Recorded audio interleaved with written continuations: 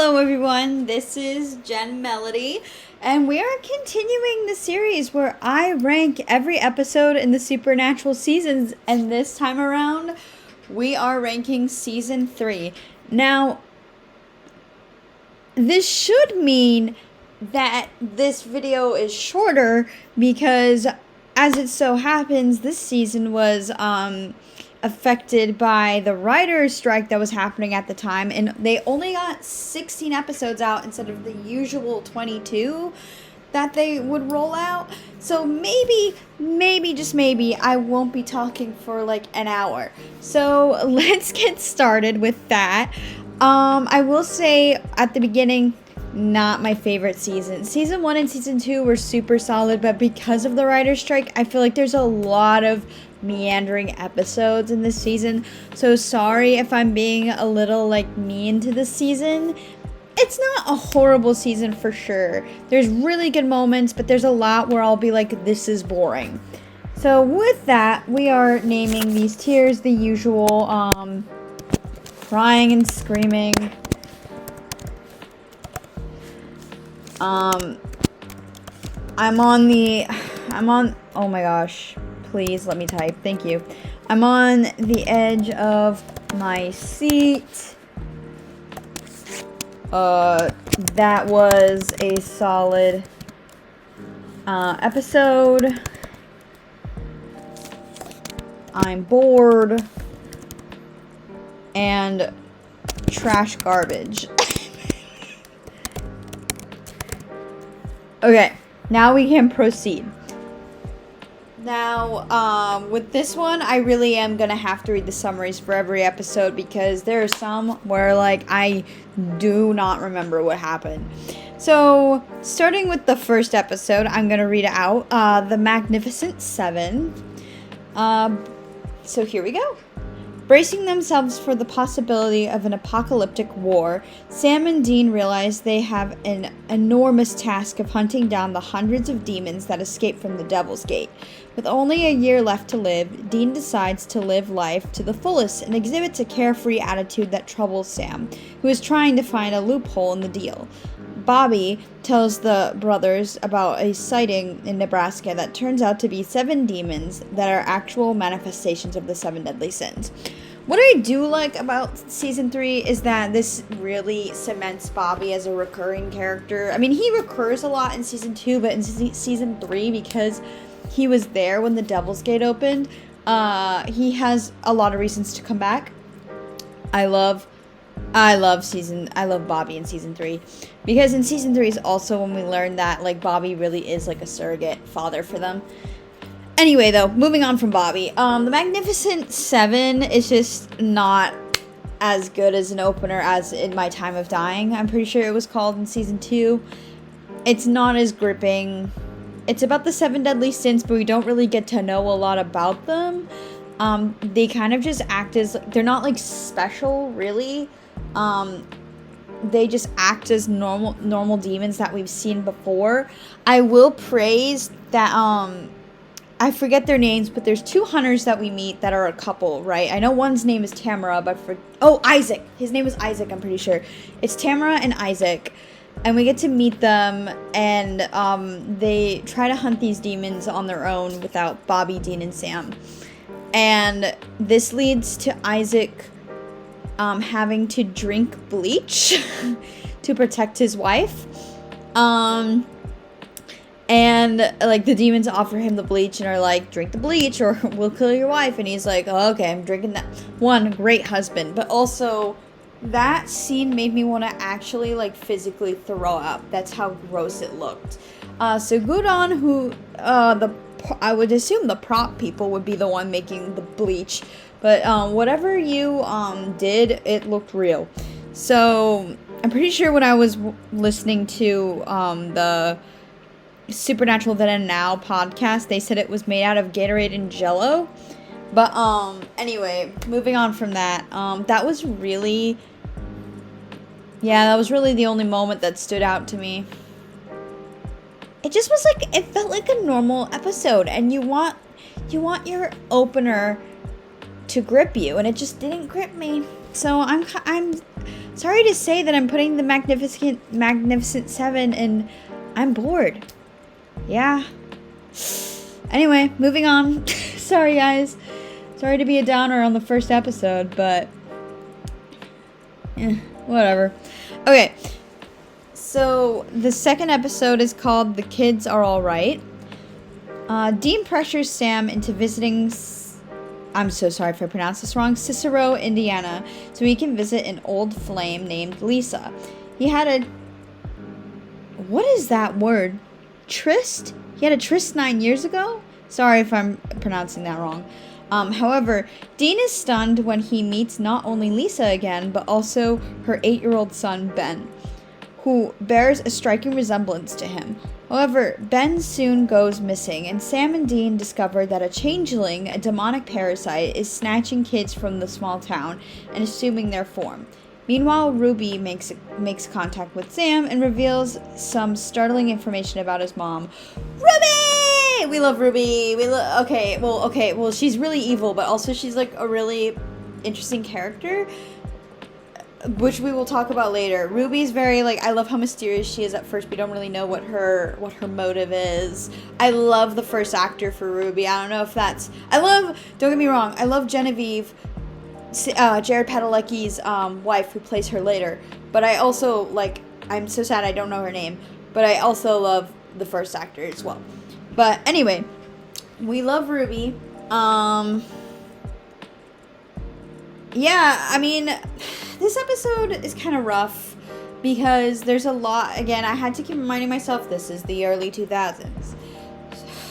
There's certain jokes then that people thought were funny and aren't really funny now, right? There's a lot of sexist jokes. It's weird that the 8-year-old is saying these sexist jokes. Why is he talking about other 8-year-old girls that way? But anyway, the stuff with Ben and Dean is really cute. How, like, Dean, like, this kid steals Ben's Nintendo, and Dean is like, let me teach you how to fight. Like, it was super cute.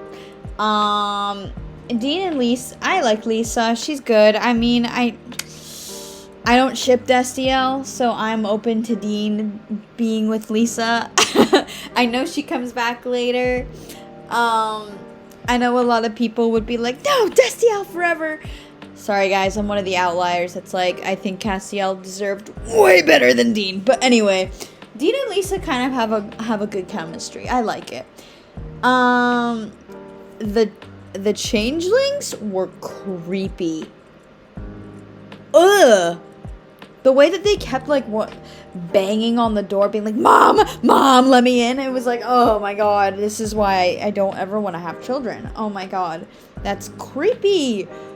It's like they made attention, the constant need for attention, like, scary. And that scene where the mom, she figures out that her kid has been replaced with a changeling. Like, she doesn't know it's a changeling, but she knows it's not her kid. And she, like, feels so in danger that she, like, drives her car with the kid, with the changeling in it, into the like a lake or a pond or whatever. It's like, imagine being so desperate and scared of your own child that you're willing to, like, drown them. That's dark.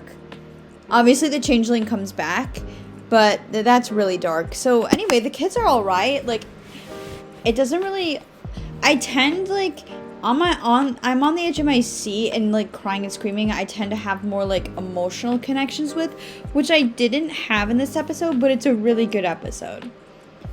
So that was a solid episode. It had some great moments. Moving on to episode 3, which is Bad Day at Black Rock, which, can I just say before I read the summary, this title makes no sense. But anyway, I know, like, the writers of this show really like to use song titles or whatever or references as titles, but I do not get this title at all. Anyway, moving on. The summary. Sam and Dean answer a call on their dad's old cell phone, alerting them someone was broken has broken into John's secret storage room in New York. They discover a cursed rabbit's foot has been stolen and call for help. He advises them, and call Bobby for help. He advises them to beware of the foot because anyone who touches it will receive an extreme amount of good luck. But once the foot is lost, that person will die. Unfortunately, Sam has already handled the foot, which causes an overjoyed Dean to buy lottery tickets, but a female thief steals it from Sam, causing his luck to plummet and putting his life in danger. This is one of the episodes where I like to call Supernatural just really wants to focus on comedy today. Like, there are certain episodes in Supernatural where it's like there is no drama, we are just being funny, and I like those episodes, don't get me wrong. I just feel like they're, like, for example, what episode am I thinking of? So far, episodes like Hollywood Babylon or Tall Tales did it a tiny bit better. But I do think Bad Day at Black Rock is funny. Specifically, Jared Padalecki did a really good job with the comedy. I feel like Jensen Ackles gets a lot more jokes and stuff, and I feel like when Jared gets like that stray joke or a time to shine with the comedy, I think it's great because we don't get to see it a lot. Sam's like whole thing is kind of being the serious one, so that's nice to see. The rabbit foot lore was very interesting. The fact that once it's taken away, only bad luck happens to you to the point where you could die. That was cool. A cool twist on it. Let's talk about Bella. Girl, I wish I could like Bella like a lot of people do. I know Bella is not a fan favorite, but a well-liked character, and I just can't get behind her. And the reason is, even in this first episode, they like to pretend she's smart, right? But every time she pulls off one of these like smart moves or whatever, she digs herself deeper into a hole. And there's so many times in her episodes where I'm like, if you just didn't do that, you wouldn't be in the situation that you're in. And maybe that's the point, but it really just bothers me because they try and make her look like she's this smart thief. But she really isn't, because she keeps getting herself in trouble. So I really don't know what to think of her. She's not my favorite character. There's so many times like in this episode where if she just helped out Dean and Sam, or did what Dean and Sam told her to do, she would not be in the situations she's in.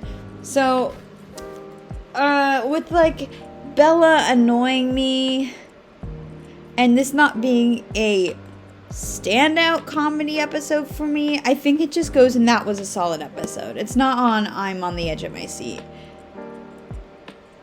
I actually think I like The Kids Are Alright a little more, so it stays there where it is.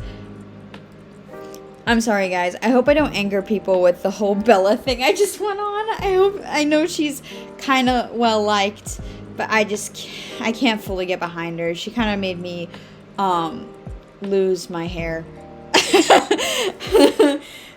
Okay, so season 3, episode 4, Sin City. Okay. Sam and Dean investigate a rash of violent deaths. I have not heard that term before, but anyway, we'll go with it. Sorry if some of this doesn't make sense. I am pulling these summaries from the wiki, and sometimes the wiki loves to use wrong terminology, so I've discovered. But anyway, Sam and Dean investigate a rash of violent deaths in Elizabethville, Ohio, a once sleepy town that has been turned into a haven of gamblers and drinkers. Dean discovers demons have infiltrated Elizabethville and are using their powers of persuasion to make the townspeople succumb to their basic instincts. Meanwhile, Ruby helps Bobby rebuild the cult from scratch and stuns him with some news. Okay, so let's talk about what I like about in this episode. I like the conversation, I forget the demon's name, but Dean has a conversation with this demon because they get stuck in a basement, okay, together, and they can only wait for this demon's ally who is disguising themselves as a priest in the town, or for Sam to show up. And so they're waiting, and they're having this really good conversation about demon lore. We find out that a lot of demons believe in Lucifer, right? Which I know later, spoiler alert, I guess, later in the show, I know Lucifer is a real figure, but at this point, we don't know if Lucifer is a real thing. It's just kind of something that a lot of demons have faith in and think he's gonna come back and lead them. But, so we learn that, which is interesting. We get a lot of, like, this demon trying to humanize the demons. We learn that Sam was supposed to be this leader of their demon army. And a lot of demons were just ready to follow Sam, but now there's a power vacuum because Sam isn't the leader. And it's all interesting. It's all interesting stuff, plot stuff, which is good. The chemistry between Jensen Ackles and this woman who plays the demon is really good, I have to say. Very good acting, especially for the fact that they are literally just sitting there. So, you know, that's really hard to do, to keep the audience engaged when you're not doing a lot on screen. The stuff with Bobby and Ruby's cool. The fact that they rebuild the cult, it continues to, like, who is this Ruby? What does she even want? Like, type of stuff. The other thing I liked about this episode was that one scene where Sam is convinced that this town is run by demons, right? And goes in to, like, attack the people that run the town. And it turns out the town's not run by demons. It's just full of bad people for once, which was a funny twist. And so Sam runs into this office thing and expecting to fight demons, but they're just regular humans. And so Sam just goes, sorry, and then walks out of the room and, like, has a very strong cringe face on. And it was Jared. That was a great scene that Jared did. Yeah, but other than that, I mean, you know, again, like, some cool lore stuff, but nothing really gripped me. So again, I think this is going in, that was a solid episode. Good for moving the plot along, though. Do I like it more than Bad Day at Black Rock?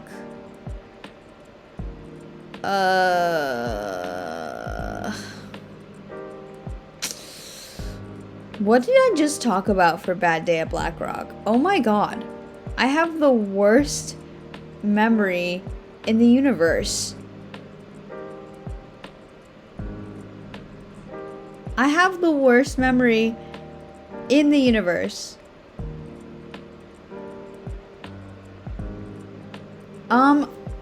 Because literally everything about that episode just flew from my head. I'm gonna guess and say that I like... Hold on, fam. Supernatural, Bad Day at Black Rock. What happened? What did I just talk about? Oh, it's the rabbit foot. Oh my... Okay, yeah. Sin City goes above the rabbit for having plot. Oh my god. I can't believe that just happened. That's crazy. That's my comprehension disability at its finest, guys. I'm so sorry. Anyway, moving on. We are talking about the episode 5 bedtime stories. So, let's read this. Sam and Dean... Oh, wait. Hold on. I just read this. Let's get rid of that. Okay. Sam and Dean investigate a small town that has been plagued by a number of strange murders that resemble fairy tales, such as Little Red Riding Hood, Snow White, and Hansel and Gretel. Meanwhile, Sam summons the Crossroad Demon and threatens to kill her with the newly rebuilt cult, unless she releases Dean from his deal. Yeah, there's a couple moments in the, I mean, one, creative idea. It's definitely different from a lot of, a lot of the concepts for the episodes where it's like, ghost, we must burn the bones. And, like a lot of it's sometimes with Supernatural, there's a lot of the same. And this is different. But again, there's nothing really like emotionally, like, other than the very last moment where Sam is threatening the Crossroads demon. There's nothing really like emotionally grounding me in the episode. It was interesting. The ghost was recreating fairy tales and murdering people because she needed the truth, or her father was reading her Grimm's fairy tales, and she wanted her father to know the truth, that she was murdered by her stepmother, because her stepmother had oh my god, how do you pronounce it? Munchausen by proxy, I think. And that was cool, I guess, of a concept, but like the way the dad accepts the truth so quickly is weird. Like it kind of felt like the writers were like, oh my god, what's the way we can convince people in this episode again? Because every episode Supernatural, you got to find a way to get people, like the other characters, to accept the supernatural is real. And with this one, they were like, whatever, just make him believe it. He very quickly is like, wait, I've seen my daughter as a ghost too, and then automatically believes what Sam and Dean are saying, which is really weird. It just felt like a clumsy episode. It didn't all connect together. It's not trash garbage. It is I'm bored. But it's better than the Magnificent Seven for being creative. Okay, moving on from that. We're moving on to episode 6, Red Sky at Morning. Sam and Dean investigate the mysterious demise of drowned victims who were nowhere near the water at the time of their death. The brothers learn each of the victims saw a ghost ship shortly before they died. Upon investigation, they cross paths with Bella, who is being paid handsomely by one of the murder victims' family members to solve the case. Sam and Dean warn her to stay out of their way, but she has other plans. Okay, Bella's back. And again, by the end of the episode, she gets herself into a situation where Dean and Sam have to save her, and it's whatever, because she likes stealing supernatural objects. But usually when you steal supernatural objects, that never spells out good things for you. So I don't know. I feel like she should, as someone who deals with supernatural objects, she should be smarter about them, but she's not. So anyways, but other than that, I like the scene where Dean comes out and they have to go to like this party to find the supernatural object, which is one of the sailor's hands that was cut off. And they have to go to a party to get it, and Dean is in a suit, and Bella she makes a joke, pardon my language, she makes a joke where she's like, after this, we should have angry sex. And that was kind of funny, because there was clearly like some tension between Dean and Bella, because Dean likes women that hate him for some reason. And anyway, that was funny. What was not funny was that for some reason it's okay for Sam to be constantly sexually harassed in multiple episodes of Supernatural, and then it's never addressed, or it's a joke. This old woman throughout the episode is just constantly like touching Sam without consent, and because she's old, it's funny. And there's other episodes where demons or ghosts kiss Sam out of nowhere, and this is never talked about ever again, and it should be, but whatever. And I just don't enjoy seeing Sam treated like this. So that's a bummer. The ghost ship is cool. I was waiting for a ghost ship episode. I forgot if there was one, but the ghost ship looked cool. That's it, really. Yeah, I don't know. It's not trash garbage, even though I hate the stuff with Sam and the old lady. It's still, I'm bored. I'm sorry. There might be more I'm bored episodes in this go around. Better than the Magnificent Seven, though, and better than Bedtime Stories. Anyway, moving on to episode 7, which is Fresh Blood. Sam and Dean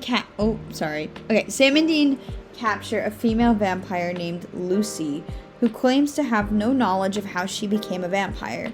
The guys discover Dixon, a male vampire, is giving out human blood to unsuspecting females in bars, offering it up as the latest drug, and turning them all into vampires. Meanwhile, Gordon escapes from jail and goes after Sam. However, Dixon intercepts Gordon and turns him into a vampire, which makes Gordon more powerful than before and a much bigger threat to Sam. Whoo boy. Okay, this one's good. Listen. One, the way that this vampire is turning other people into vampires is smart. That it's a drug, whatever, that's smart. Number 2, I've said before, Gordon scares me because he has, no emotions left in him. And it is exponentially worse once he's turned into a vampire. It's kind of poetic justice that he's turned into a vampire, because he's ruined so many vampires' lives without, thinking at all about, if they were evil or not. He killed his own sister because she was turned into a vampire, and now he has turned himself. He himself has become a vampire. Kind of poetic justice. Though he is exponentially more scary as a vampire because he, hates himself. But he is so determined to kill Sam anyway. Either way. He's this is the one good thing that's going to come out of me turning into a vampire. And that's killing Sam. And it really shows that even as a human, he was already a monster. Because as a human, he had the same exact motive to kill someone that he wasn't, he was convinced was going to become a monster, but you couldn't really know at that point. So, yeah, for Gordon being kind of an amazing villain, I would say, I'm on the edge of my seat. I think it's safe to say that Gordon is a straight up villain. Rest in pepperonis, not really. You deserve to die, but in a good way. So congratulations. Man, okay. Episode 8, A Very Supernatural Christmas. Oh my god. We'll talk about it. Okay. Summary. It's Christmas time, and Sam and Dean investigate a series of murders where the victims were pulled up through the chimney. Sam realizes they are dealing with a sort of anti-Santa, a demon with roots in pagan lore.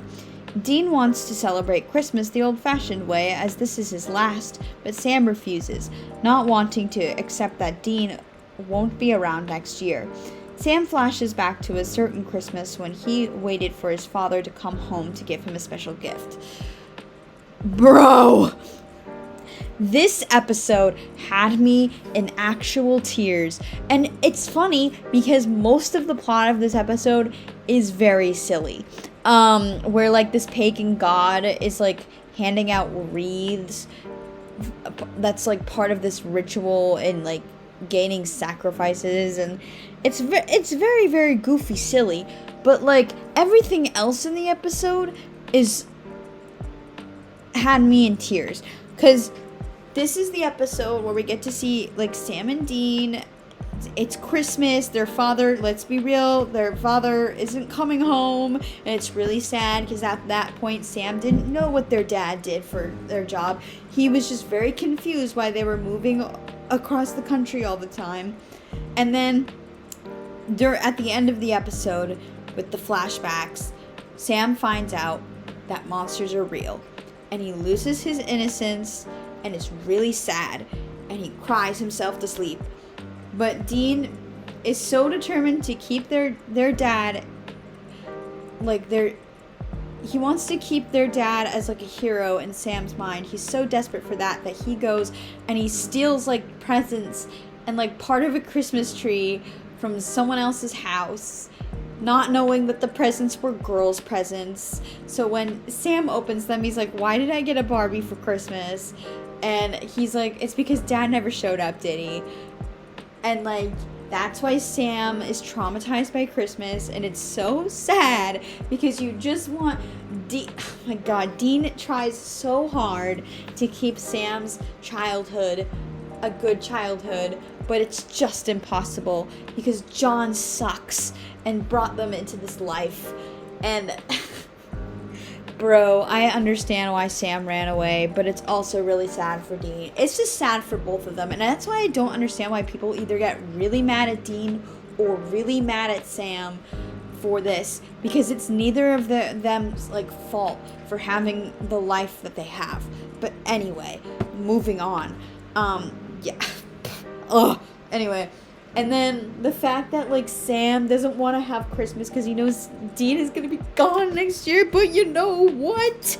He throws him a Christmas. He buries that deep down, and he throws Dean a Christmas anyway, and their version of Christmas, a good Christmas, is just being in each other's company and opening stupid presents that they got from a gas station. And bro, I literally was crying with how sweet this was. If there's one good thing about Supernatural, it's the bond between Sam and Dean. It's so real. Crying and screaming. I can't believe I'm putting the freaking Christmas special in crying and screaming, but it's literally like, it's an amazing episode. Moving on, or else I'll cry again. Episode 9, and I am going to pronounce this wrong. I'm so sorry. I'm going to pronounce this wrong. Episode 9, Malleus Maleficarum. Don't make fun of me. Okay. Sam and Dean travel to Sturbridge, Massachusetts, and discover a coven of witches that has killed 2 people. Ruby warns the brothers to stay away as the demon controlling these witches is very powerful and will surely kill them. Ignoring her plea, Sam and Dean go in after the coven and confront the head witch, who reveals Ruby's past. So we learn a little bit about Ruby in this episode, which is interesting because it makes you question, okay, is Ruby, like, does she really, like, is she just manipulating them, or does she really remember what it's like to be human? So what happened to Ruby, all this stuff with the witches, whatever. Yeah, whatever. But, like, because they aren't, like, real witches. They're, like, white suburban moms that want to try out a little spicy Satanism, you know? But anyway, the stuff with Ruby, though, we find out that she was a witch. And by being a witch, that means, I guess, in this universe, that you sell your soul to that demon, and eventually you go to hell. And that's what Ruby did. And apparently, like, when you're in hell for a certain amount of time, if you're a human, you eventually become a demon. And you forget what it's like to be human, except Ruby didn't. But also, like, is that true? Or is she just lying to get on Sam and Dean's good side? I don't remember yet, but it's interesting for sure. But because the rest of the stuff I'm kind of like, yeah, whatever. It goes. That was a solid episode, I guess. I think it was on the bottom though, because I remember, because Bad Day at Black Rock at least had like was funny throughout. Okay, Dream a Little Dream of Me, episode 10. Okay.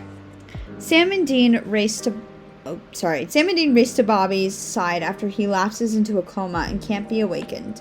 While unconscious, Bobby battles his personal demons, and the reason he became a hunter is revealed. Sam and Dean discover someone poisoned Bobby with a potion that will kill him if he doesn't wake soon. When the brothers decide to take the potion themselves to enter Bobby's dream in order to save him, they come face to face with their own personal nightmares. Guys, the way that Dean says you're I forget exactly what he said, but basically it's like you're basically a father to me. Tears. Oh my god. The whole dream stuff was cool. It was trippy.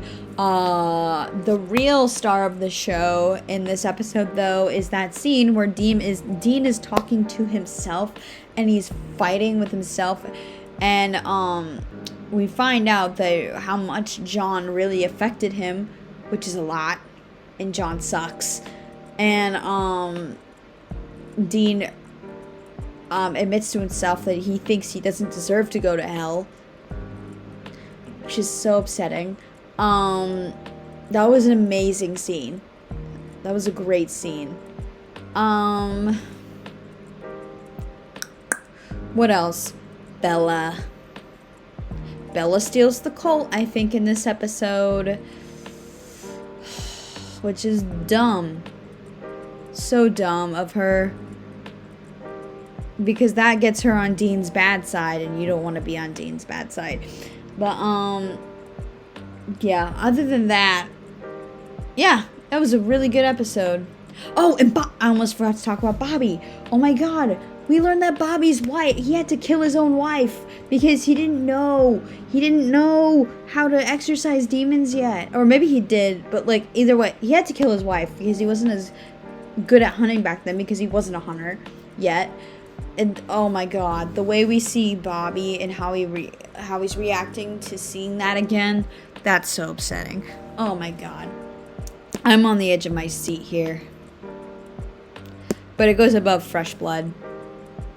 Because of that scene with Dean was magnificent. Jensen Ackles is an amazing actor.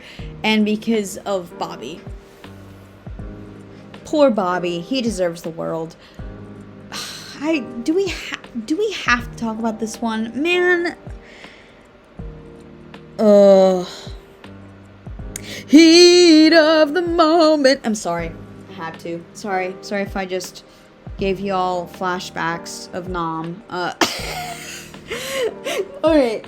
Episode 11, Mystery Spot. Sam and Dean investigate the disappearance of a man who went missing at a tourist location. While searching the site, Dean is shot and killed by the owner. Sam is devastated but stunned when he wakes up the next morning to find Dean alive and well. As the day unfolds, Sam realizes he is reliving the previous day and tries to prevent Dean's death, but to no avail. Dean dies again, and Sam must learn to live life without his brother by his side. Now, let's talk about this. Mystery Spot is a stressful, traumatizing episode, but that's the point of it, which is why I'm not going to put it lower than I'm on the edge of my seat. We'll talk about if it's crying and screaming or I'm on the edge of my seat in a second, but that's why it does not go below there, because they did a really good job at the goal.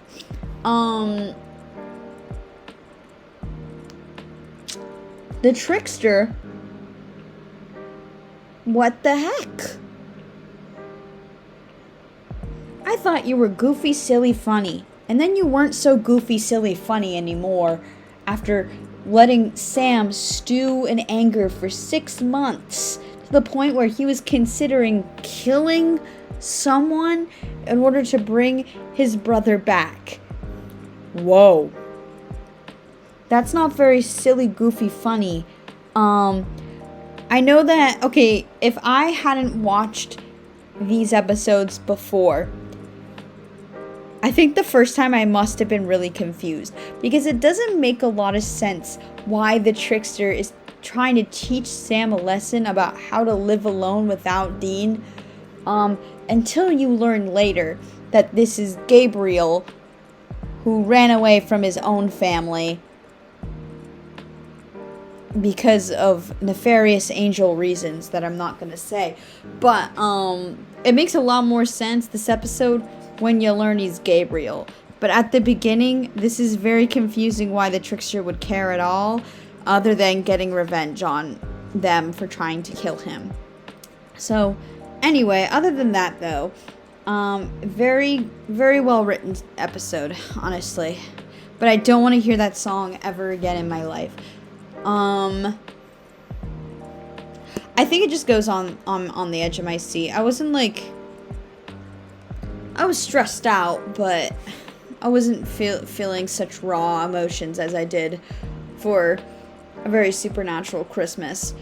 But I think it goes in between these two. Very good. Okay, I'm gonna pronounce this wrong again. I'm so sorry. This is episode 12. Justin Bellows? I know I butchered that. My bad. Alright, Sam and Dean break into Bella's apartment in order to get the Colt back. But she has tipped off Agent Henriksen. Oh my god. Tipped off Agent Henriksen about their whereabouts, and they are arrested.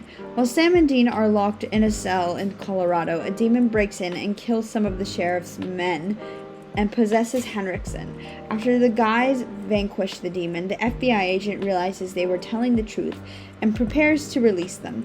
But Ruby shows up to warn Sam and Dean that the jailhouse is surrounded by a band of demons with a powerful new leader who wants Sam dead. And guys, this is the episode where we are introduced to Lilith. Don't remember a lot about Lilith. I do remember it for a little bit. She's a little girl. But yeah. Lilith is here. What's more interesting is Henriksen. This is like the end of the they're on the run from the FBI era, which was an interesting era. But it's very satisfying to finally put Henriksen in his place and be like, this whole time, you've been chasing after the good guys, alright? And to see Henriksen, like, accept that he needs these guys' help in order to, like, survive this, this apocalypse situation is very fun. Seeing Sam and Dean teach people how to get through demon attack is very fun. And it's very sad at the end of the episode when Henriksen and the other people in the police station die anyway. Upsetting. But yeah, it's not crying and screaming. I'm on the edge of my seat. I was very engaged the entire episode.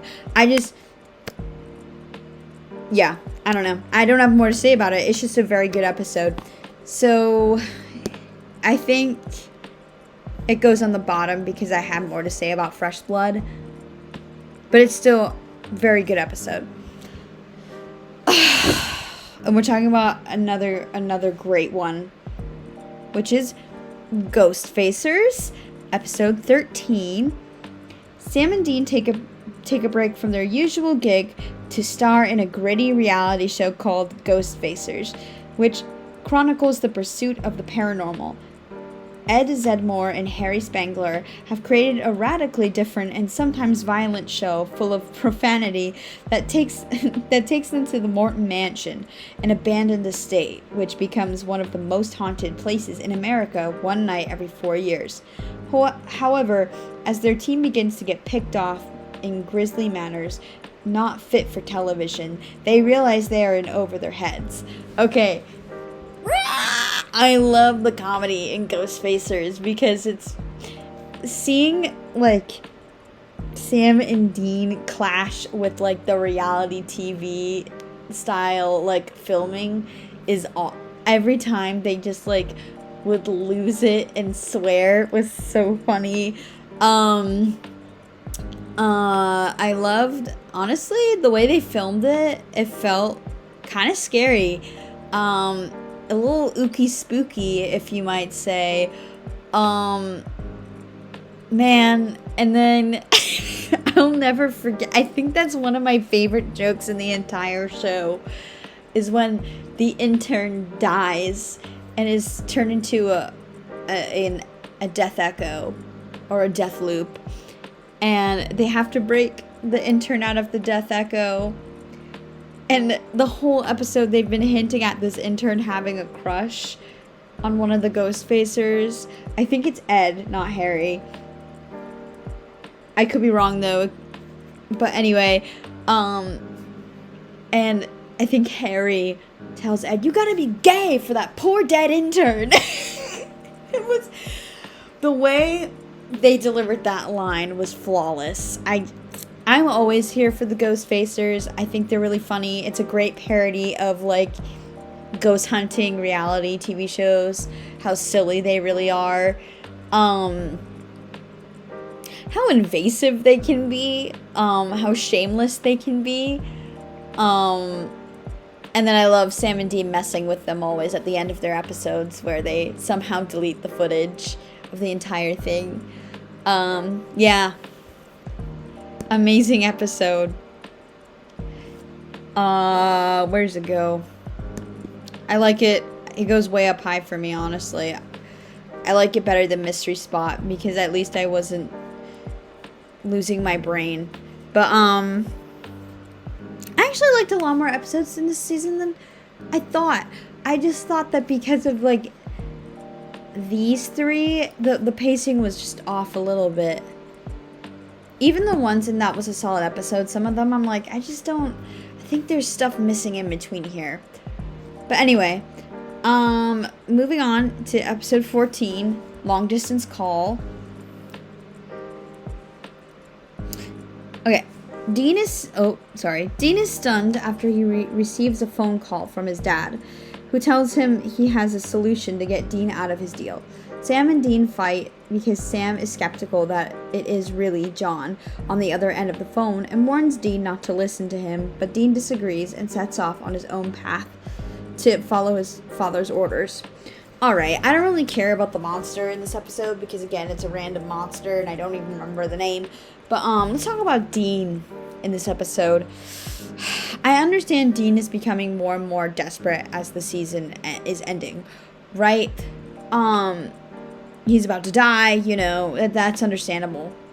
But the way that he wouldn't even give Sam the time of day, like, I feel like Dean is smarter than that. Like, he's always the one trying to remind Sam that monsters are monsters.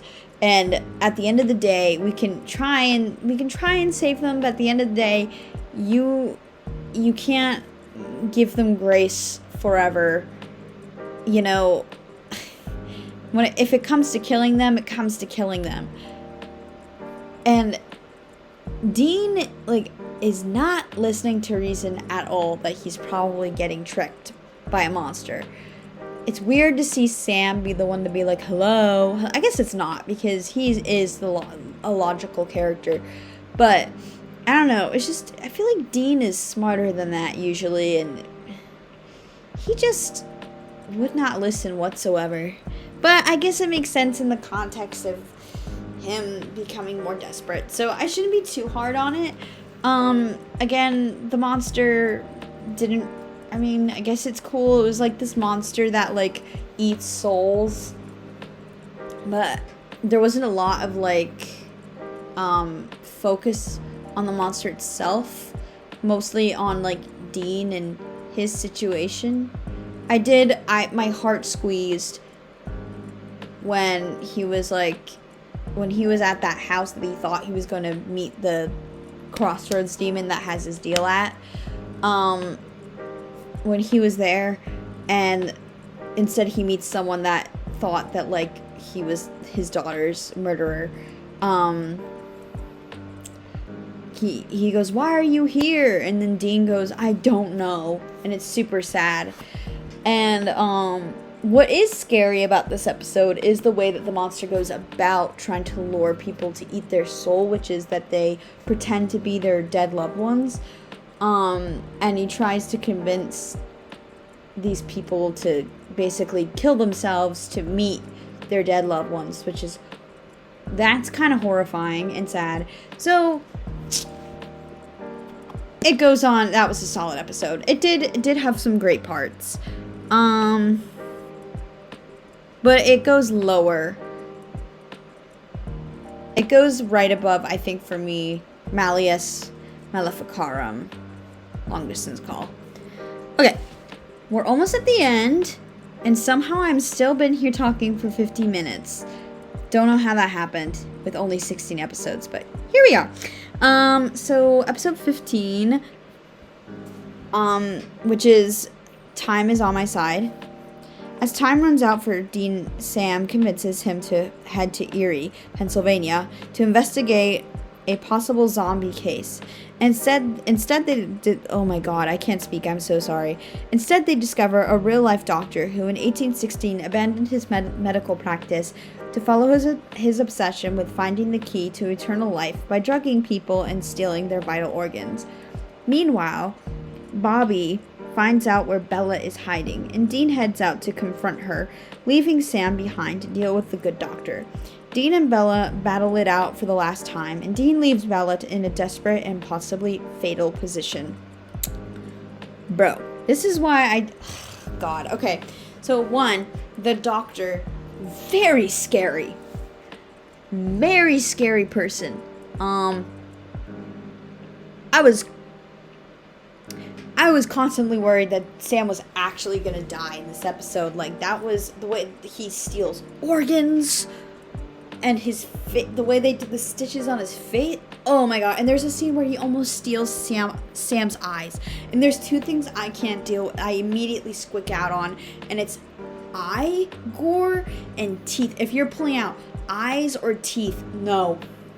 I had to close my eyes. I was so disturbed. This episode. It was disturbing. Ugh. Anyway, so that's a thing. Dean and Sam both doesn't want to die. That's clear. He doesn't want to go to hell. But he doesn't want Sam to die either. And he's more willing to go to hell than let Sam die. And Sam is so desperate to find a way to save Dean, and they're both trying to get to the same goal, but they can't agree on how to do it. It's really upsetting because that's what's slowing them down. And, you know, that's a conflict. Bella, girl.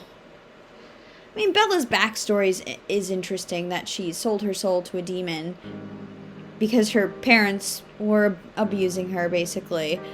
So she isn't as shallow as we thought she was. But here's the thing.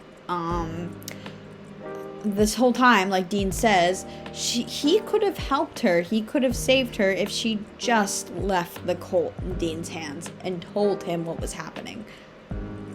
And if she stopped messing with him, he would have been willing to help her.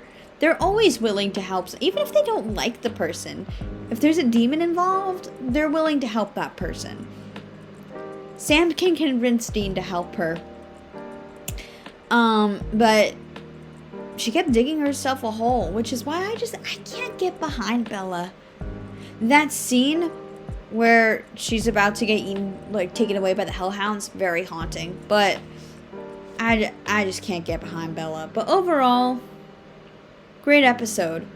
I was on the edge of my seat because I literally was so disturbed this episode. Oh gosh. What was this episode? I have such a bad memory. What was Justin Bellows? Hold on. Oh my god, I have to remind myself. I clearly liked it. Oh, Police Station 1. Okay, sorry guys. Okay, Time is on My Side goes above these two for me, but not above Mystery Spot. I feel like Mystery Spot really was messing with my mind. Okay, last episode, episode 16. We're almost done, guys. It's 30 hours before Dean's deal with the Crossroads Demon is up, and Dean, Sam, and Bobby are searching for Lilith, who holds the contract. They discover her location, and Sam summons Ruby for help, despite Dean's protests. Ruby warns them that they aren't ready to fight Lilith yet, but they steal her knife and depart for New Harmony, Indiana. In a battle to the death, Sam, Dean, and Bobby take on Lilith and all her demons in a last-ditch effort to save Dean's life.